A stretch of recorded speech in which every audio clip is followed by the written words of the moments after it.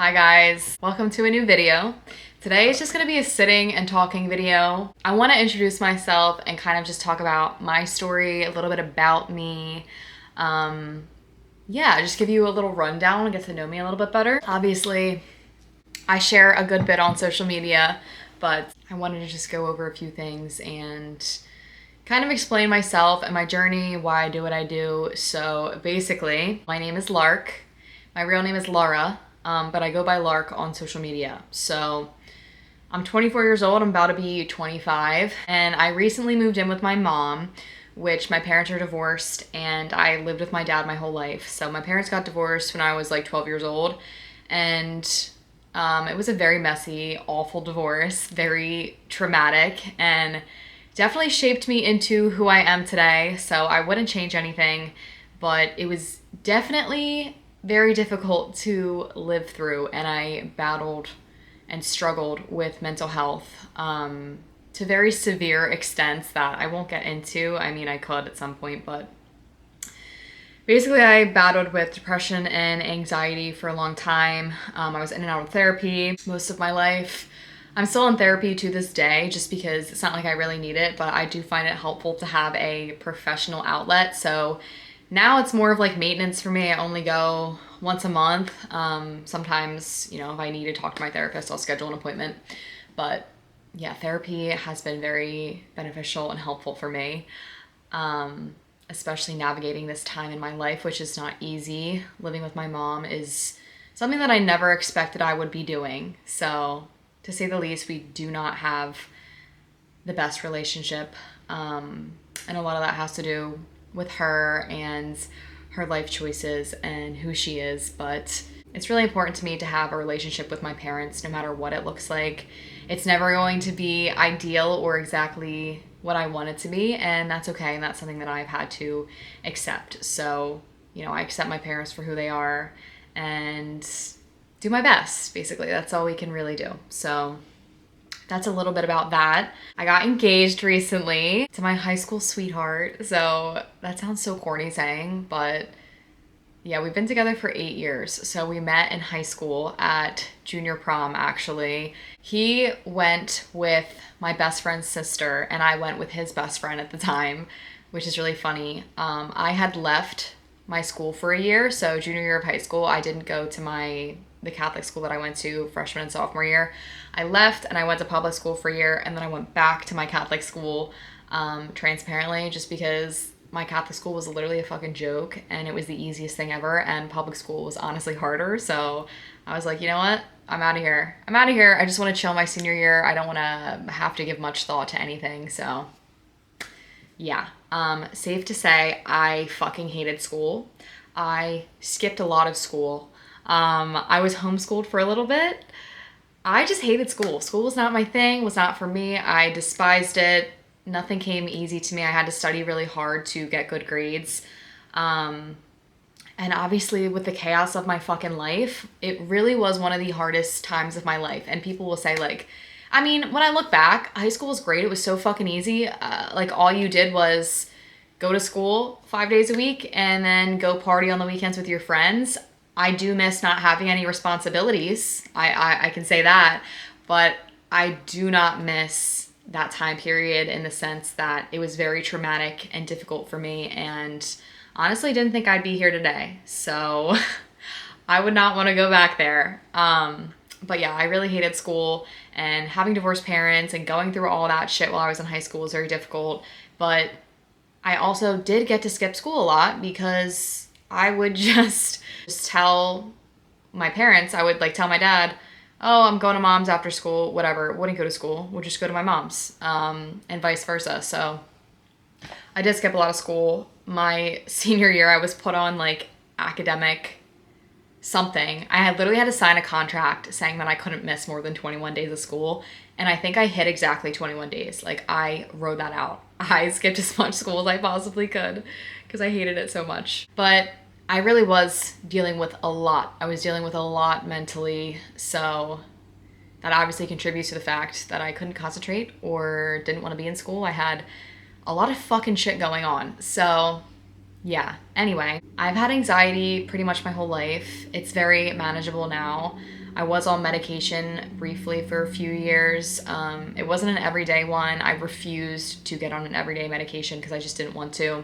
And I did refuse medication for a long time just because I didn't want to have to rely on anything. So a take as needed medication was exactly what I was looking for. And I was able to wean myself off of that when I really started putting work into myself and self-reflecting and doing a lot of self-help type stuff.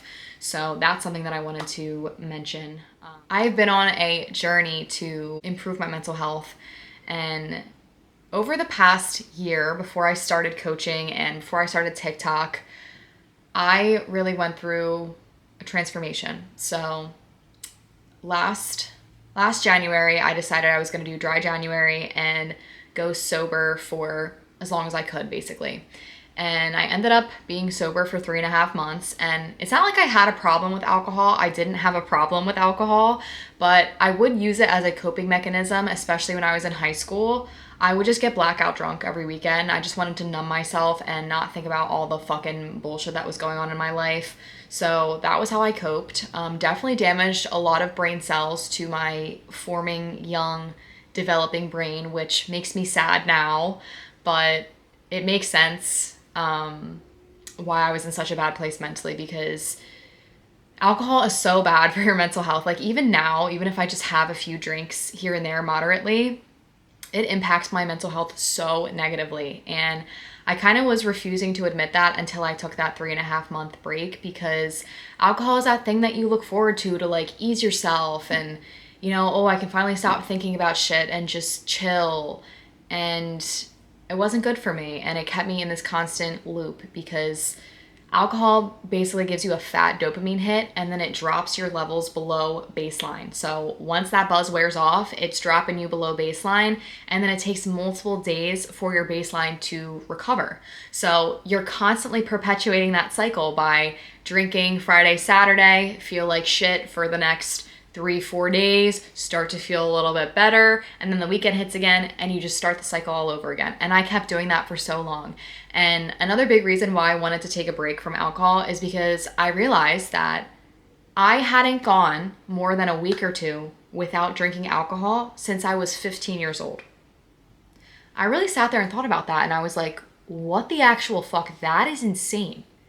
Like, how can you possibly know who you are when you're constantly numbing yourself and putting yourself through this repetitive cycle that does nothing good for you? So during that 3.5 month break, that's when I really got my shit together. I got control of my anxiety. I got so much clarity. I read the book, The Power of Now, which literally changed my life. So if you have never read that book, The Power of Now by Eckhart Tolle, it will change your life. It'll change your whole outlook and perspective on the world and how you feel about yourself, how you think. It's crazy. It is just life-changing. So I can't even put it into words. You just have to read the book. And if you're not a reader, listen to the audiobook.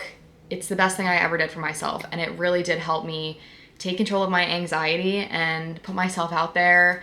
That's when I started my TikTok. And transparently, I used to be a very pessimistic person. I always felt like bad shit would happen to me, like somebody was out to fucking get me. I thought, you know, God wants me to suffer. And I just thought that for years, and I was miserable and unhappy. And what you put out into the world is what you're going to get back. So if you're constantly putting out that negativity and thinking that way, that's exactly what you're going to get back. And I didn't want to believe that. I was like, that's some cliche bullshit that I just have to be positive and all of a sudden my life is just going to magically get better. Well, it's not like it magically got better. It definitely took work and self-reflection and practice. After being such a negative person for so long and thinking that way, it takes time to rewire your brain and rewire your thoughts. So it didn't happen overnight, but I worked at it. And I really do attribute taking a break from alcohol to helping me with this perspective and this mindset shift. And it drastically improved my life. And I would like to say now that I am a pretty positive person for the most part. Obviously, I still have my moments. I still have my struggles. I have my good days and bad days. But for the most part, I feel good. I know how to keep my mental health in check. I have a lot of boundaries in place. I do a lot of self-work. So every morning, I start my morning off with meditation and journaling. And that has been a huge contributor to being able to keep my mental health in check. So I know it's all these little things that we don't feel like doing and we think that we don't need, but they make the biggest difference. And the meditations that I follow are on YouTube, and they're just 5 to 10 minute meditations. I found that a lot easier because before I used to think about meditation like, what the fuck is that? Like, I'm just supposed to sit here in silence and like be positive? It made no sense to me. So if you also want to get into meditation but struggle with how to meditate, the Great Meditation, I think it's called Great Meditation on YouTube. They have really good guided meditations. Highly suggest them. And then as far as journaling, I use this 5-minute journal that I got off of Amazon. I think it was like $30, but it's basically just 5 minutes out of your day, morning and night, and you reflect for what you're grateful for, what would make today great, and then kind of talk about the positives of that day at night. Very helpful. It just kind of keeps things into perspective. Meditation and journaling, and then also the power of now, are things that really helped me a lot with my mindset. So this is not even going into the whole fitness thing. But obviously I am an online fitness coach. That's what I do for a living. I absolutely love my job. I love working with people and helping them. It's the best thing ever. I really enjoy sharing my knowledge and helping people feel educated and like they can grasp these things, because for the longest time, I felt so dumb. I felt so stupid. Like, I just couldn't comprehend anything. There was so much information out there. I was like, why can't I get this? Like, I was so unhappy with myself and my body and just unhealthy overall. And I just didn't understand any of this stuff. So when I finally got educated, I was like, more people need to know about this. More people need to see how realistic it is to have a body that they love and feel comfortable in and feel good about without having to, kill themselves in the gym, because you really don't need to. So my whole thing is a minimalistic approach on fitness, and it's the best thing ever. It really is the best thing ever. You don't need to be in the gym 5, 6, 7 days a week. 3 days, more than enough. Focus on your steps. And then obviously the nutrition aspect, understanding calories and all that stuff. That is what I teach in my program, Lark 310. Teach you all about that. Teach you that you don't have to cut out the foods that you love. And I highly advise you not to do that, because you'll be miserable and you'll be approaching it as a temporary fix and like a diet, when in fact you are looking for a lifestyle change. So you have to approach it differently than you would a diet. So that is my program in a nutshell, and a little bit about my coaching. But I've been doing this for a year now, and I really love it. I really, really love it. And I'm so happy that I decided to do it. So prior to becoming an online fitness coach, I graduated from college. I did go to college, even though I hated school. I knew that I wanted to get a college education, and I'm really glad that I did. So I went to community college for 2 years, and then I went to a city school in Philadelphia. So I went to Temple University. Anybody that is familiar, I went to Temple University, and I graduated with a degree in psychology. And then I did go to grad school for a few months before I dropped out, which I'm so grateful that I did that, because I would be very unhappy if I were still in grad school right now, because I hated school. So basically tried for 3 months, and then I was like, I can't fucking do this shit anymore. I'm done. I'm checking out. I'm over it. I don't feel like paying more money. I'm done. I want to be done school. I just want to be working and making money. So I was working an insurance job at that time. I worked an insurance job throughout college and until I started my business. And I still worked my insurance job for a while part-time while I was building my business, just so I would have income and a safety net. And obviously that was a great decision. And then eventually I got to the point where I could sustain my business without needing money for my insurance job. So here I am. Did I think I would be an entrepreneur? No, I never would have thought that I would be where I am, but I'm so fucking grateful. Like, I'm so grateful. I love my life. I do. I love the little things. I love my fiance.